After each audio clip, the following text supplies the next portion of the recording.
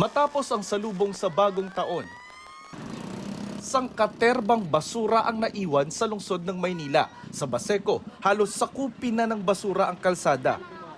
Tumbong kalsada nila rito, tumpok-tumpok yung mga basura.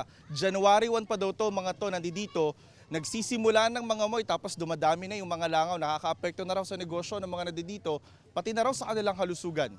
Nagkakasakit na ako ng ubo, hindi na ako makahinga.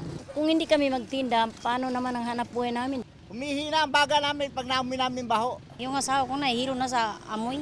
Problema na rin ang langaw sa mga nagtitinda ng pagkain na nasa tapat ng mga basura. Wala ba epekto yan sa karinderya nyo? Pagkain pa man din tinda nyo? Hirang nga langaw, sir, eh. Kaya iba nagreklamo na din. Dahil walang nagahot ng basura, araw-araw daw na daragdagan ito dahil may mga nagtatapon pa rin dito. Sinasaway namin, nagagalit sila eh. So nag-aaway pa kayo? Oo, kahanap ka pa ng kaaway.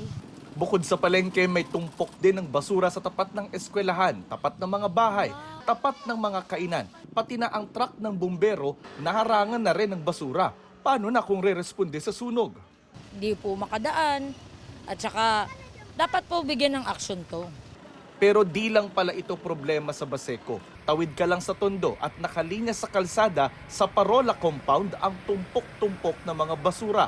Pati sa isang bahagi ng Dagupan Street sa Tondo, ilang araw nang naghihintay mahakot ang mga basurang ito. Nagsorry si Manila Mayor Honey Lacuna. Tinawag niya itong pananabotahe at nangakong papanagutin daw nila ang kontraktor nila sa basura noong 2024 na hindi raw naghakot ng basura noong Kapaskuhan at salubong ng bagong taon. Pagpasok daw kasi ng January 1, bago na ang kontraktor ng Maynila na tagahakot ng basura.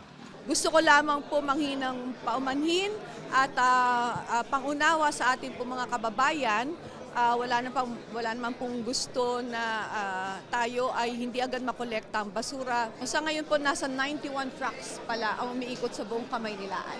24 hours po ang ating pangongolekta ng basura ngayon. Sinusubukan pa namin kunin ang panig ng naunang kontraktor.